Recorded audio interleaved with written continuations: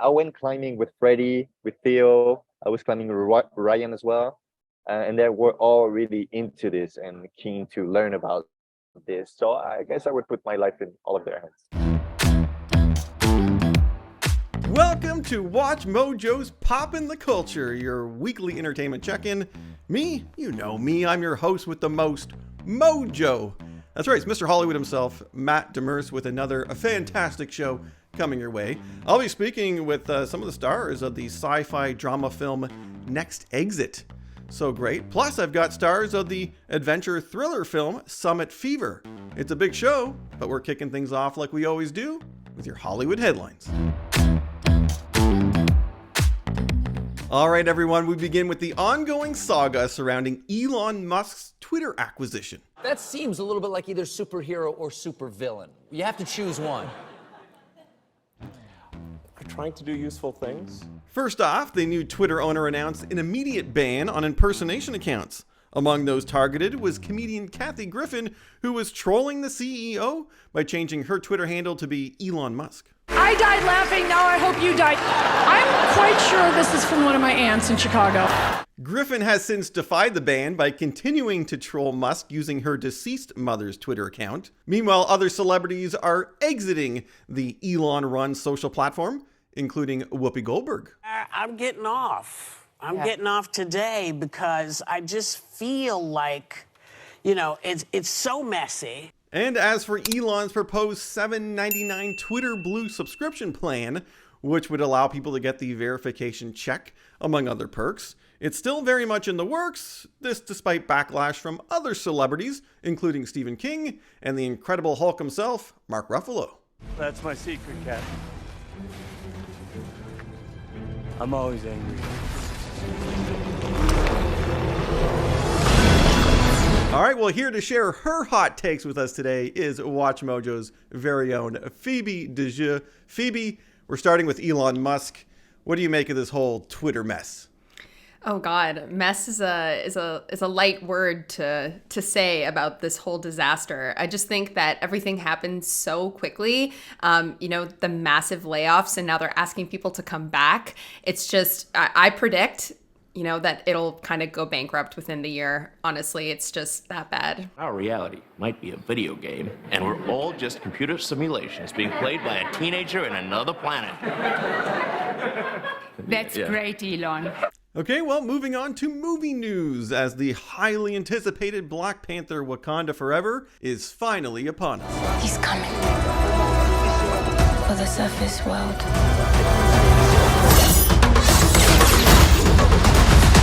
Also upon us is the film's Rotten Tomatoes critic score.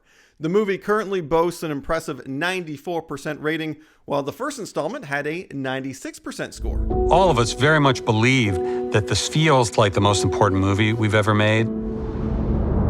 That is what every crew member focused on every day. Movie fans and film experts alike are already speculating whether Wakanda Forever can follow in its predecessor's footsteps and receive coveted Oscar nominations.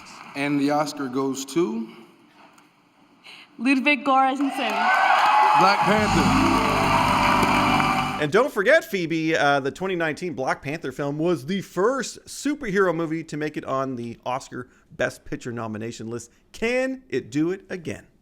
Yes, I definitely think so. Although I will concede that I think the magic of the first movie was kind of all about Chadwick Boseman and his performance. I do still think that there's a big chance that they'll be nominated once again for special effects, just because even the trailer, it just looks so amazing. And when I wake up,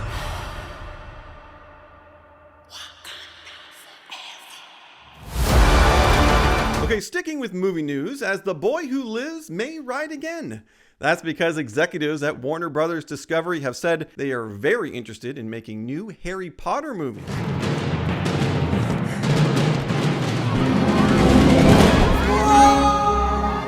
Yep, during a Q3 earnings call, CEO David Zaslav says the company will be putting a real focus on franchises and would definitely revisit the world of Harry Potter should author J.K. Rowling come up with new material. It is the view of the ministry that a theoretical knowledge will be sufficient to get you through your examinations, which, after all, is what school is all about. Rowling, however, continues to court controversy after more than a few condemnations for being transphobic. Seemingly poked fun at the non-gendered language. I'm sure there used to be a word for those people. Someone help me out. Wumbin, Wimpund, Woomud, she wrote. The last Harry Potter movie was 10 plus years ago, plus the Fantastic Beasts series flopped. Phoebe, is this the right time to bring back the boy wizard, and should they include J.K. Rowling in this whole thing? Oh my goodness. I feel like regardless of what happens, this franchise is a cash cow. And, you know, despite the fact that Fantastic Beasts was just, the quality was so terrible, I think that it'll continue to make money regardless. But I definitely don't think that any of the original cast would come back just because they've been so vocal about disagreeing with J.K. Rowling's strange politics. There's something about Harry Potter that makes life richer. It's a strong bond that we'll always have. We're family. Okay, Phoebe, moving on to Pete Davidson, as the fan favorite funny man will be taking a little break from acting. Doink, doink, doink, doink, doink, doink, doink, doink. Oh my God, the doink doink is amazing. The hiatus follows news of an on-set meltdown where Pete allegedly threw candles, coffee, and even a TV around in his trailer. Oh yeah, why don't you try me? Oh, really? This ain't gonna go how you think it's gonna go. Why don't you get the fuck out of my phone? Really? The incident took place during production of the action comedy series for Peacock titled Bupkis, where Pete Davidson serves as its star, co-writer, and executive producer. Phoebe, do you think he's okay? Should fans be worried about Pete? I think that Pete Davidson has been subject to a lot of negative press over the past couple of years. First of all, his quick engagement and, breakup with Ariana Grande, then his relationship with Kim K, and his very public feud with Kanye West. And so, I just really hope for his sake that he takes the time that he needs to kind of heal and come back better than ever. Keep talking like that and you'll be sleeping with the fishes. That's a death threat. In a newspaper. Who does that? What are you, the Zodiac? All right, well, last for us on this week's Hollywood Headlines is news regarding shows that have been renewed and canceled. Everybody, I got bad news. We've been canceled. Oh no, Peter, how could they do that? Okay, first for the bad news, as fans of Westworld were dealt a shocking blow with the announcement that the HBO series would not be returning for a 5th season. Do those 54 Emmy nominations mean nothing? You've forgotten who you are. We're not here to transcend. We're here to destroy. Meanwhile, Netflix has given the green light to a pair of second seasons. One, the Ryan Murphy-helmed mystery thriller, The Watcher. We could have been friends. I got my eye on you. If you care about your family, you are going to get out of that house. The second renewal was awarded to the other Ryan Murphy-led miniseries, Monster, although Jeffrey Dahmer will not be the subject this go-around.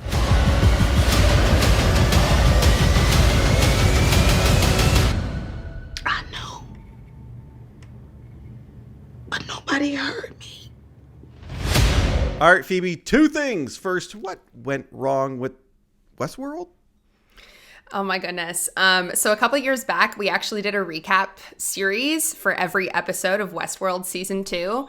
And I found that it was the most difficult TV show to actually sit through because it just became so convoluted. Like, I really liked the first season, but I find we started getting into like this meta kind of confusing, complicated storyline. All right, number 2, is it a good idea for Netflix to continue with their Monster series? Of course, it will be an anthology series going forward. In the episode where they gave like a lot of screen time to John Wayne Gacy, I said to my husband, I was like, they're going to make a cinematic universe out of this. That's why they're doing this. And then like 2 days later, they announced it.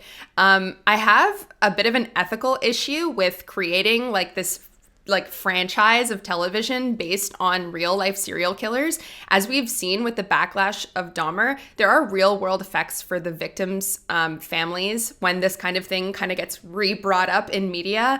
And so I think we just, as a society, need to kind of re-examine our relationship to true crime and also just re-examine the ethics of it overall. Phoebe, I can't thank you enough for joining me today and breaking this all down.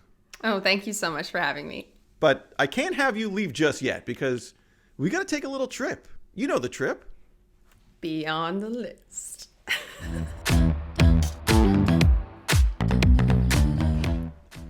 All right, Phoebe, you know the drill. Here's what we do. We go in the vast archives of Watch Mojo. We pluck out the old top 10 list. We go beyond that list. What does it mean? It means me and you just get to have a little bit of fun, get to riff on some stuff. Now, last time, me and Ricky talked about movies that killed the franchise. This time, we're talking about franchises that had a very satisfying ending. Now, this is a rarity, I think. So I can't believe we found 10 choices. You can, as we go through, we'll see if this is correct or not. Because I feel like a franchise usually starts strong and then they end on a whimper. Yeah. Right? That happens pretty often. Oh, very often. Or they just get flat out canceled. We don't even get the appropriate endings. That's right. Okay, so let's jump into it. Number 10 is actually, I'm going to agree with this. I mean, it's number 10. I would have maybe put it a little closer to the top. It's the War for the Planet of the Apes. Now, this is the Planet of the Apes reboot, redo that they did. Matt Reeves is the director. He did The Batman, which I absolutely loved. But yeah, I thought these Planet of the Apes movies were spectacular. I couldn't disagree with you more about this being a satisfying conclusion to the trilogy. No way. I am a big Planet of the Apes fan, like super fan. I like love the OG, these movies. like the original stuff. Yes. I mean, I've seen all of them, not the Mark Wahlberg one. Yeah. Okay. But the first two movies in this trilogy were so phenomenal. I just loved them so much, and I was so excited for the third one when we went to go see it in theaters. And it was very inappropriately named War for the Planet of the Apes. It was more like a slow, boring disagreement. I didn't think that it held up in terms of quality with the other two films. I do definitely see its value, but for me, like, it just didn't hold up. Yeah. Off camera, I was saying I rarely disagree with you, and now here we are disagreeing. I will say the first one, the James Franco-centered one, is the one that was the weakest of the bunch. Really? With Tom Felton? Mr. Felton. Maybe we'll see him a little bit later. Well, okay. War for the Planet of the Apes. Maybe I'll give it a rewatch to see what you're talking about, but I dug this series, so we'll see. I hear they're doing a spin-off, though, or they're trying to maybe a prequel, or I hope they don't. Wait, if Andy Serkis is in it, I'm in. Yeah, Andy Serkis stan over here. I don't know. Give it a few more years. Do a fresh take. I don't know. Make it a Netflix series for everyone does that. Oh, God. Moving on to number 9. It is the Hunger Games Mockingjay. That was part 2 in 2015. A satisfying conclusion to that franchise. Yeah, I remember people being... I mean, I'm not the biggest Hunger Games fan, but I remember fans enjoying that and saying that, yeah, it had a good ending. Did you follow this whole thing? I did. Yeah, I did. I was a Hunger Games fan. I read the books. I really enjoyed the movies. I love Jennifer Lawrence in that role. She was so phenomenal. It was kind of like a more realistic ending. I think it wasn't like a fairy tale ending. So I thought that it was really cool because it is like YA science fiction kind of like, there's no real happy ending in this scenario. But yeah, I really enjoyed it. I thought it was a good ending to the franchise. I remember around this time, they tried so many Hunger Game kind of rip-off type movies. Remember? Yeah, like the one that never finished, where you just said that some of them never finished. Yeah, what was it called? It was with Shailene Woodley and... The Divergent. Yeah, they never did the last movie. There was like a Fifth Wave. There was Divergent, Insurgent. There was so many Hunger Game rip-offs. Maze Runner wasn't terrible, but it didn't end satisfyingly. I remember watching that last one being like, this is like, the movie was so long and so terrible. That's why it's not on this list. Not yet. We'll see if Watch Mojo got it right by leaving it off. Number 8's an interesting one for me because I'm a big fan of those Oceans movies, right? Ocean's 13, 2007, a satisfying conclusion. Yeah, I would say so. I dig those Oceans movies. Yeah, I haven't actually seen the final one, no? But I do really like those movies, so I'll check it out and I'll decide if it's good or not. No, you really should. Well, the ending, I mean, it has the classic caper that's, the same in every movie, and it's all very exciting. But then the ending, the last act, that last 15 or so minutes, it's a really nice send-off, and it actually gets a little touching at times. They tried to reboot that with the all-female cast. Yeah, was it Ocean's 12, I think it was called? Or I don't even know what it was called. Ocean's 8, maybe? Yes, There's it was 8. Ocean's 8. Yeah, I can never remember the numbers. I actually went to go see that one as part of like a review that we did. Yeah. And I thought it was fun. I mean, like, I think that rebooting a franchise, like we've seen with like, Ghostbusters, for example, rebooting a franchise with an all-female cast, it does a disservice to the cast because I feel like a lot of people are just, they're hesitant to watch reboots to begin with. And so women deserve their own franchises and their own stories. That's my position on that. Yeah, everyone calls it kind of stunt casting, right? But yeah, it was a fun movie, though. It was a fun movie. I had a lot of fun watching it. I think you're right, though, because the stigma before people even see it is, Exactly. And then you're seeing like people like, what is it? The review bombings, right? Where they'll just. Yeah, that's so lame. That's so lame. I hate that so much. And it's like, people don't even care about the quality of the movie. No. It's like they only care about like the quote unquote legacy of the franchise. Yeah. And that's why I think just like women in general deserve their own franchises, their own stories, and not like some half-assed reboot. So you're saying no female James Bond? Well, I just think that like, it should be its own thing, its own franchise, because it invites so much criticism from toxic fan bases. And I think that, we have to power through that. But at the same time, it's like, I'm also just sick of reboots in general. So that's where I'm coming from. Hollywood loves their reboots. Trust me. Half these movies we're talking about today will get a reboot, guaranteed. I was surprised that we even got number 7, and that was Toy Story 4, because I would say Toy Story 3 was a satisfying ending to that whole franchise. And yet, here we go. Toy Story 4, equally great. Yeah, that was a good movie. I thought the third one is the one where they almost get burned alive, right? Yeah, that's the one that really got me. I went to the theater to see that movie with a friend, and I don't think I've ever wept that much. Like, I was destroyed emotionally after watching it. It's such a fantastic franchise. I felt like the fourth one was like a little bit unnecessary, but it was fun. It was good. So no complaints here. But is this franchise really over? They're definitely going to do another one. I think so. You think so? Yes. I hope not. Because like you said, the third one should have been the ending. The fourth one was good.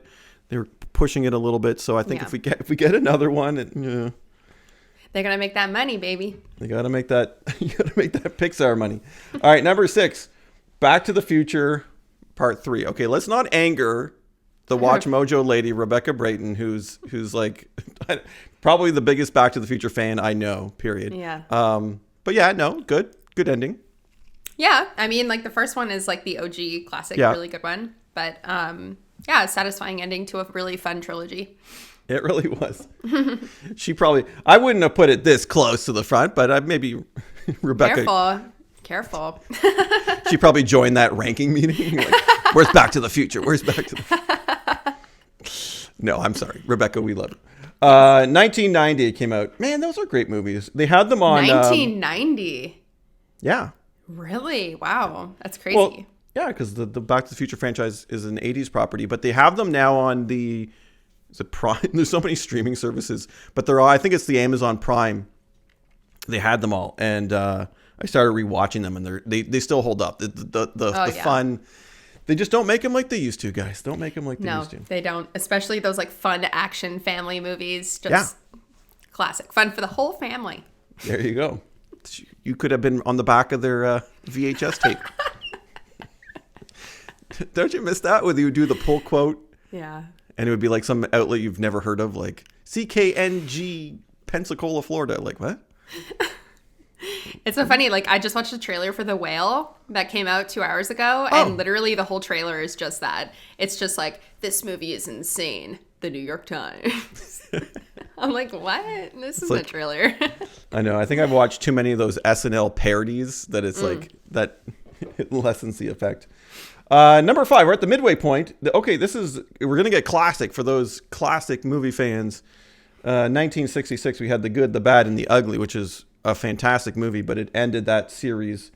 Sergio Leone's The Man with No Name, Clint Eastwood. These are some of the best movies, period. The best Western movies, period. Spaghetti Western, that's what they call it. Yeah. You ever watch this one? Because I didn't see all of them in the series, to be honest, but I've seen The Good, the Bad, and the Ugly, and it needs to be seen because it's really great. I haven't seen any of them. Yeah. I'm so scared to say that, but I haven't seen any of these movies. But I know that they're classics, and I know that they kind of like redefined an entire genre of film and pioneered it. And yeah, but I haven't seen it. And Eastwood's great. Go back. Put this one on your list. 1966. Don't be afraid. I know some people, when it gets a little old, they're like, I don't know. Oh, I don't really care about that. Yeah. Yeah, but I definitely have to check it out. It's just like I'm not like a big Western fan, I guess. So the Western's coming back. It's making a big comeback. You'll see a lot in the works, and there's been a lot last year. Howdy. There you go. Maybe we will get that Toy Story with the... It's like a Woody spin-off. Like a Woody it's like Clint Eastwood parody. Spaghetti Western. There you go. Pixar, call us. We got ideas. Don't give ideas for free, Matt. Okay, yes. Unsolicited. Not a good thing. Number 4, Logan. I can't agree more. But now, okay, listen. 2017 Logan. We're talking the Wolverine. This is Hugh Jackman's send-off where he goes beast mode in the best way possible in that final act. I loved it. And then there's that touching farewell. This is taking place in the future, so it doesn't kind of mess up too much stuff. But now he's coming back for Deadpool. And then I was like, oh no, does this lessen the effects of Logan? This is what I'm saying. I hate this. I hate when they're like bringing back the actor. Like we talked about this not that long ago. That's that right, Carl Urban should be Wolverine. Period. But yes. You know, but people in the comments said he was too old. They got really angry with you. Too old? Yeah. What is he, like in his 40s? My God. Clint Eastwood is in movies all the time, and he's like almost 2,000 years old. Like. But I agree with you. Carl would make a great Wolverine. But yeah, no, we'll see. We'll see what happens, because selfishly, I do really I can't imagine anybody else in the role of Wolverine, mainly because I haven't seen anybody else really take on the role. Yeah. So I selfishly really wanted to see Hugh Jackman and Ryan Reynolds Deadpool connect in their movie. But at the same time, it's like Logan was such a great send-off. So we'll see. We'll see what they do. Amazing movie, by the way. I loved Logan. It was such a great movie. It was like super dark and gritty and like really fun. Rated R, like I said, the biggest beast mode moments in any movie. Couldn't agree more. But we'll see what happens in the new Deadpool. Number 3, Before Midnight. I don't know anything about this. Do you know anything about this? I don't, but I have heard that it's one of those movies that What is it? Isn't it the director who did like Boyhood, that they're like filmed over like several years? Oh yes, Ethan Hawke. There you go. Ethan Hawke, yeah. There was like a Before Sunset, Yeah. Before Midnight. I see what they're doing here. I don't know anything. It's like a romantic kind of, exploration of a relationship through time. I would love to watch these movies, but I just haven't gotten around to it. And I'm pretty sure it's the same director who did Boyhood, and I was not a fan of that movie. So I'm like, no, I'm okay. Yeah, no, my God, it's such a gimmick. It's such a gimmick. It was. Make a movie that has like no story over like 10 years and it be like nominated for award after award, and I'm like, it still has to be good. All right, so people, that's pretty high. Number 3 on this list. So people in the comments, let us know. Have you seen these Before movies? Does it deserve it? Let us know. Number 2, here we go. I was waiting for this. Harry Potter and the Deathly Hallows Part 2, 2011. HP. Yeah. Satisfying? HP. I think so. Yeah. Other than the weird Voldemort fetus. What? I'll send you a picture later, but trigger warning. It's like this really weird scene where Harry is like between the afterlife and like life, and then he just like looks over under a bench and there's like a Voldemort fetus. Oh. And not Gandalf. Oh my God. Dumbledore is there. And it's such a weird scene, but yes, it was fun. No, I know exactly what you're talking about now. Yeah. He's like, ugh. Well, we talked about earlier in this episode that Harry Potter might be making the comeback. Maybe not with the original cast, but yeah, I think with that OG cast, this was probably a great, as good of a send-off as they could probably give that franchise. Yeah, I think there was like certain parts of the movie that I wish that they had put like a bit more focus on, and that whole like epilogue scene where they show like everybody like sending their children off to Hogwarts, I found that like so cringy, but it's the franchise is so much fun. It's such a fun movie, and it was a good ending for sure. Yeah, for sure. Do you ever go to those amusement park things like the Wizarding World? Have you ever been to that? I have never been to the Wizarding World. Where they I recreate... think that's at Universal Studios in Florida, right? I think so. Yeah, I think that's the Universal one in Florida. Yeah, exactly. The only ride that's worth going on at Universal Studios in Florida is the Mummy ride. It's the best ride ever. So there you go. Okay, keep that in mind. We've turned into travel mojo all of a sudden. Number 1 on our list of franchises that ended satisfyingly. Yeah, Lord of the Rings: The Return of the King, 2003. I agree. You said that very, very like. You know why? I agree. Because there's that scene at the end where they're jumping on Frodo's bed. You know what I'm talking about? Yeah. Yeah. What about it? Well, what was that about? It's friendship. What do you mean? It's a perfect movie from start to finish. When he says, "My friends, you bow to no one." It's the best line, the best movie of all time. It's great. It really is great. Yeah, it really is great. So sad when Frodo gets on the boat to go off to live the rest of his life with the elves. I can't. It hurts. I'm about to cry just thinking about it. Okay, so while we're here, Yeah. There's no question. I'm not disagreeing with you, and I don't think too many people will, that this deserved that number 1 spot. Rings of Power on Amazon. I dropped off. I watched like the first couple, and then I still have it on my list of things I want to get to. Yeah. I don't know. It didn't deliver that kind of knockout punch of excitement that I was expecting, because I was really into House of the Dragon. But this one, what about you? Did you finish it? I did. I don't think that you can catch lightning in a bottle twice, if that's the expression. I think that it's fun for what it is, and I think that we have to kind of temper our expectations when watching it, because a lot of the stuff doesn't make sense with the timeline of the story. And, I thought it was fun. I thought that there was a lot of positive things about it. It was a little boring at certain points. There was like certain points where I was like falling asleep. But the last episode of the season was... It was cool.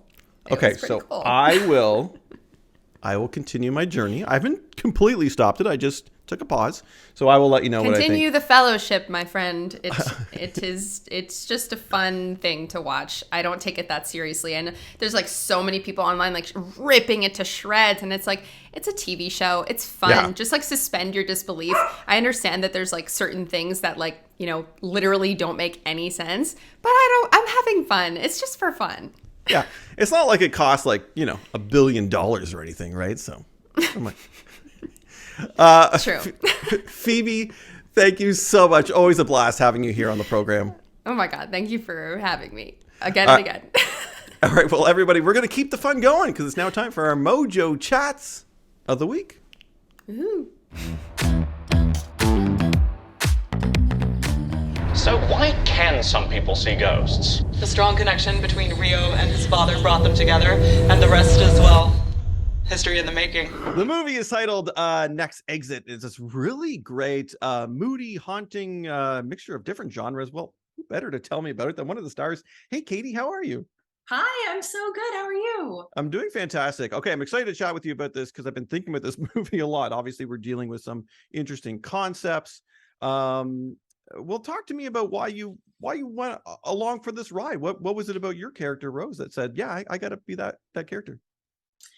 I think mapping her out was a really exciting process for me as an actor. It was really enticing to me to find this hard shell on the page, and how do you crack it open and unwind her, and finding the vulnerability in that. I was very intimidated by Rose at first when I read her on the page. I had a lot of questions for Molly. I was like, where is she coming from? Why is she such a bitch? Like, I don't like her. How do I fall in love with her? Because that's the actor's job, is to have deep compassion for the characters that they play and find the truth in everything. And I think what was missing from me in that, and my when I was judging her so much, was I saw a lot of myself actually in her, and my own stuff that I was like, oh, I know this. I know it really well. I got to just reveal it now. Wow. Well, one of the things that I did really enjoy in the film was the performances, and I love the chemistry between you and Rahul. You guys work together before or currently? We haven't. We knew each other socially through friends, but we had never worked together, and it was such a blast working together. Yeah. We just like really enjoyed working with each other. It was really easy. He's very, very talented. So he's just one of those actors where you look at them and you believe everything that he's saying. And it was fun. Like, it was just fun. Yeah, well, it worked. It definitely did. Challenges during filming, was there any? Because I believe you were filming during the peak of pandemic time. Yeah, we were shooting, I think it was end of January 2021 and February 2021. So it was like pre-vaccine for everybody. No one was vaccinated. We all potted together. Our crew was really teeny tiny, so that made it possible. But we were such a small production that if somebody got COVID, like, we were all going to go down. Yeah. So that was a little stressful, but we did it. We didn't have one COVID case, which was incredible. And I think it actually like created this real kind of family vibe and created a lot of intimacy that I think translated into the movie, because what you saw between Rahul and I, the reality is everybody on that production, we all kind of had that together because it was such a small group of people and we all needed each other to tell the story. So it ended up being kind of a blessing, I think. Yeah, I think so too. Well, on behalf of moviegoers, I want to thank you guys for making the movie during those times, feeding our entertainment. Okay, I hate to throw this heavy question on you, but the movie deals with it. It's about the afterlife. It's about what comes next, and the movie taps into some really, really great stuff. No spoilers, of course. What do you think, Katie? What would you hope is waiting for us on the other side? What would I hope is waiting for us on the other side? I mean, I can't even conceptualize what that is. I personally believe that we go on in another form. I believe in energy and science and the universe and stuff that my little human brain can't even understand. I think we go on, though, in some way. I just don't know what that is. I'll be happy as long as we can keep watching movies. Yeah. In the afterlife. If I can watch movies in the afterlife, I'm good. Yeah. Movies and Wi-Fi. All right, last question. Last question. Let's have a little bit of fun. This movie also lends itself a little bit to a road trip genre, which I thought was really, really cool. We here at Watch Mojo, we rank stuff. We're all about ranking stuff. Do you have a top? What do you put as your top road trip movie? And it could be any genre, anything. Road trip. There's so many classics. I know. So many classics. Oh man, what was that movie? I think it might actually be called Road Trip. I think Michel Trachtenberg is in it, and yes. Do you know what I'm talking about? It is, Matt Damon's in it, and he plays that song like Scotty doesn't. No, yeah, and he does the headbanging. Yeah, I think it's called Road Trip. You're right. I think it's called Road Trip. I loved that movie when I was like a teenager, so I'm gonna go with that. I'm gonna go with that one. I love it. Well, I also love Next Exit. We do encourage everyone to check it out. Katie, thank you so much for your time today. Really appreciate it. Thank you, sir. Have a good one. I see it. This darkness. It's irresistible. We're talking Next Exit, this really wonderful film that's part drama, it's part comedy, it's part mystery, it's part all kinds of things. Who better to tell me all those parts and more? It's one of the stars. Hey, Rahul, how are you? I'm good, thanks. How you doing? I'm doing fantastic. I saw this movie and it's living rent free in my brain now because there's lots of interesting themes to play with. What was it that drew you to the project and your character Teddy?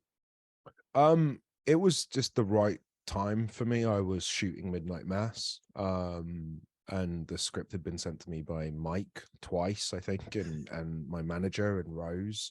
Marley managed to kind of get me through 3 people, I think, to make sure I saw the script. And when I eventually read it, I loved the premise, but the Teddy and what was required of me was so different from Hassan, who I was currently playing. I was playing this very stoic guy, American dad who chooses not to say things, chooses not to show his emotions, is spending 6-7 episodes keeping everything under the beneath the surface or whatever.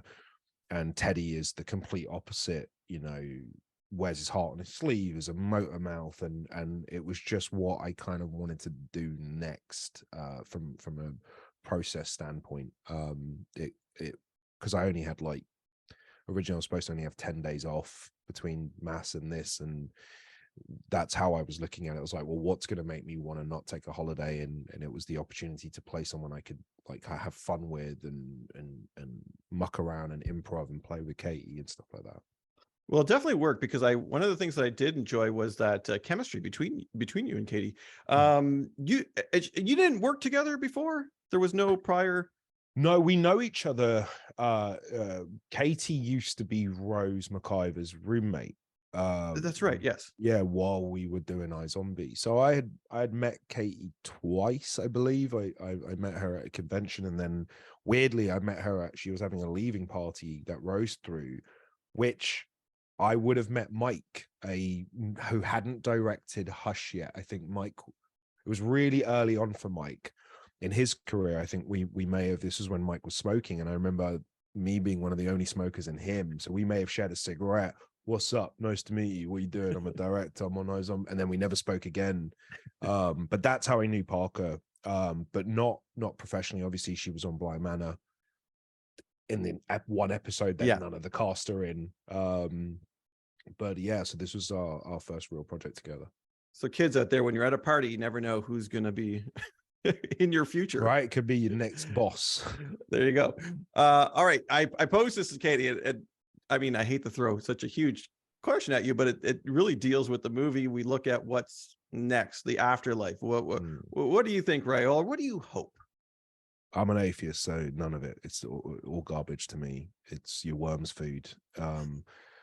Life. What does the afterlife look like? It looks like. Do you remember before you were born? There you go. That's what I believe. Yeah. I hope whatever happens, there's still Wi-Fi and I can still watch movies. Sure. That'll make me happy. Yeah. Okay. Last question. I want to have a little bit of fun. I posed this one to Katie as well, because this movie is also lends itself, like I said, different genres. One of them being kind of a road trip movie. Yeah. Which is really great. We here at Watch Mojo, we rank things. What tops your list of road trip movies? Is there one that comes to mind? Like I have two. Oh, Dumb and Dumber.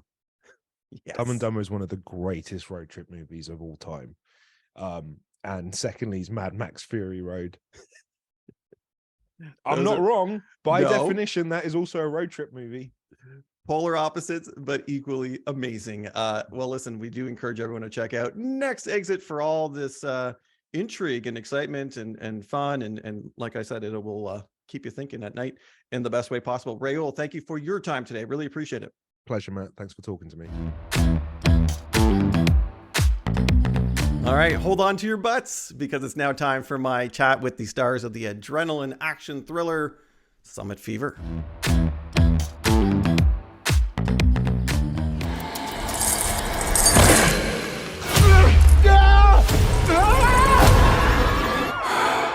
The movie is titled Summit Fever, and if you're looking for a high adrenaline drama, this is the one to check out. But who better to tell me and you all about it? It's one of the stars. Hey, Michel, how are you? Hey, man. All good, man. Excited about this.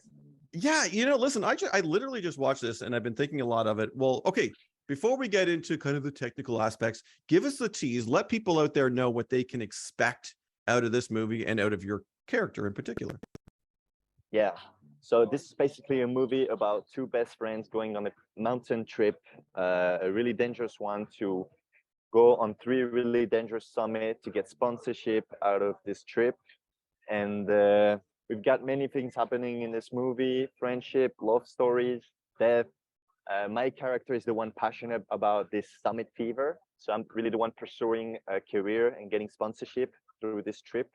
So I'm the one who's going to be dragging all my friends to this deadly trip. I know I have friends like your character who's pushing us to do these things, which is fun. But yeah, you're right. This movie does tackle a lot of stuff, and we'll show images, of course, so people will see that it's fantastic to look at. Okay, so we live in a world now where a lot of things are done through green screen. A lot of things are done in post with visual effects. What's the case with this one? Because I mean, it looks authentic. None of it. It was all on location in Chamonix, in Italy, in Switzerland, everything on location. We used sometimes green screen just to cheat the height. Yeah. But everything was on location. We were doing all of our stunts. So we were literally climbing the mountains in Chamonix on the glacier. I remember my first days on this shoot was literally on the glacier, minus 10 degrees, 15 degrees, freezing my ass up there. But, you know, that really helps us as actors to just feel it and just be mind-blown. You don't really need to act in front of the scenery. Yeah. You just take it all in. No way. So oh wow. So you guys are up there for real doing all those crazy things at the heights. So obviously, Michel, you must have a background. There must be some enjoyment that you get out of doing this, or else you probably wouldn't have signed on for this movie. What was your experience prior to this with mountaineering and climbing? And so I'm a adrenaline freak, to be honest, but I've never done climbing before. So I really started climbing for this movie. I was doing hiking, mountain biking, stuff like this, but climbing on a rope, never. It's a really technical thing. So I would say 6 months prior to the movie, I was training to climb. I was going into gyms, climbing gym to, you know, train how to look realistic, you know, technically how to do this. Then obviously I had to do a really physical training to have my cardio at a really high level. Because when you are more than 3,000 meters high altitude, you get really tired easily. So you need to have a good cardio. So I personally trained that aspect for myself, so I can, you know, do the takes all over again and still, you know, look fresh and like I'm a professional. Do you recommend this for people out there who are interested in this kind of thing, or is this clearly not for everybody? No, I mean, it's so interesting, and you really get, you know, passionate about this, but you do need to be trained. If you're just a, you know, a Sunday hiker, you would not appreciate the experience as much as you would if you were in shape and trained. I think the more you prepare, the more you will enjoy the experience, and that's how I approach this movie. You know, I need to be 100% prepared, so I will enjoy 100% the movie and the experience. Or if you're like me, we could just live vicariously through characters in movies like this. We don't need to. You look pretty in shape, you know, and everything, so I'm sure you would enjoy it. I'd be too worried about my hair. Okay, Michel, who on the cast would you say was the best? Who would you put your life in the hands of up there? If it was real life, not the characters, but like actual cast member. Tough question, man. So none of them were actually climbing. We had really good mountain guides having our lives safe. But I went climbing with Freddie, with Theo. I was climbing with Ryan as well. And they were all really into this and keen to learn about this. So I guess I would put my life in all of their hands. There you go. Very diplomatic answer. I like it. Yeah, no, this is a really fun movie. Before we go, Michel, you mentioned you being an adrenaline junkie. So we did the movie now. So you got the mountaineering stuff out of the way. What if you had a dream movie that would tackle an extreme kind of activity or sport? Which one would you like to partake in? Oh man, a movie about. Actually, I've just watched a documentary about going into space. A guy breaking the speed record of, he was in the stratosphere and just jumping out of a Red Bull capsule. And that's really fucking scary and challenging. So I would love to do something. And that's, you know, innovative movies. That's new because we've done all of this, you know, this adrenaline movie. I would love to be in an action movie, but space movie, man, that would be next level. Hey, casting directors, put Michel in space. Please. So if we can get Tom Cruise up there, we can get you up there. Hey, listen. I mean, Tom Cruise going up there, so fuck yeah. He is. It's crazy. So, but those are the movies that I love. I love when we get to watch and on the edge of our seat, and everyone in this movie does a fantastic job. So we do want to encourage everyone to check out Summit Fever. Michel, thank you so much. It's been fun. The only way down is up.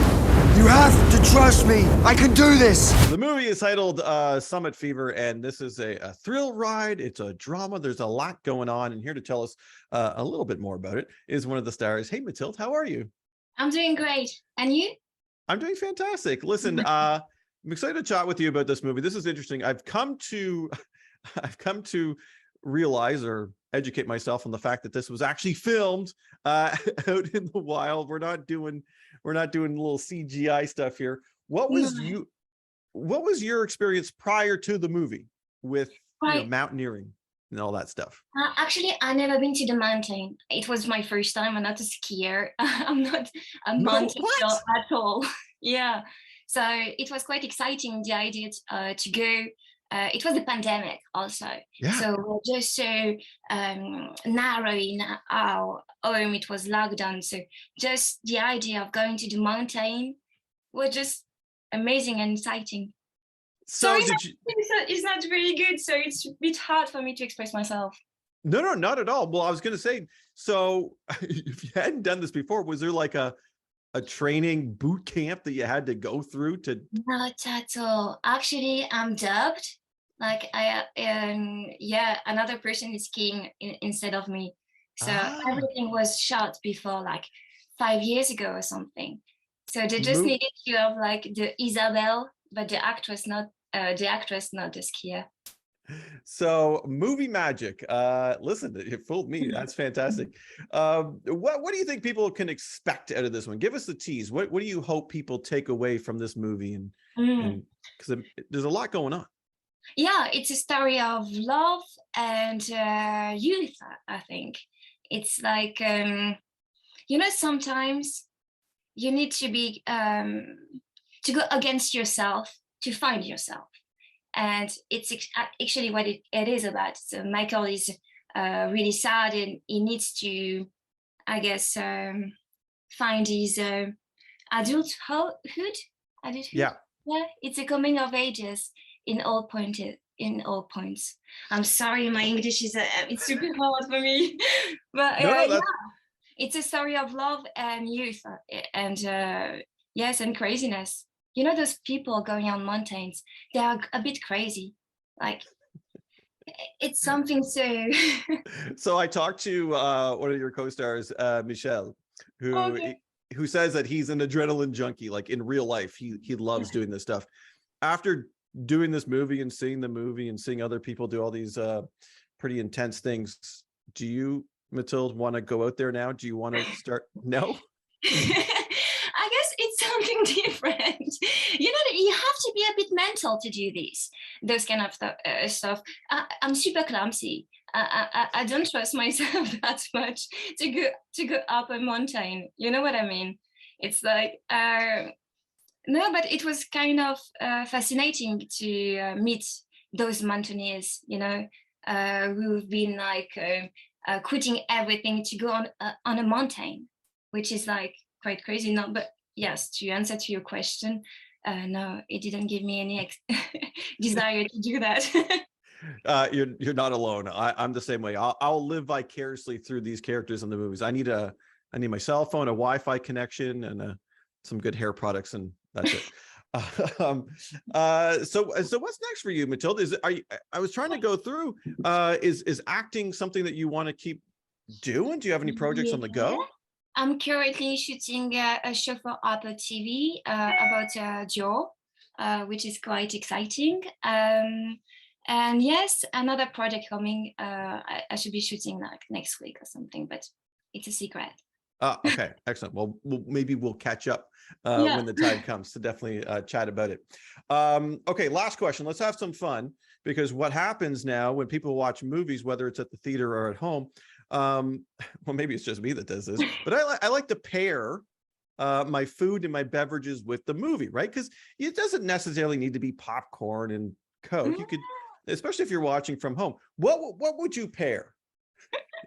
What dish? Do you know raclette? Do you know what it is? A raclette. A raclette.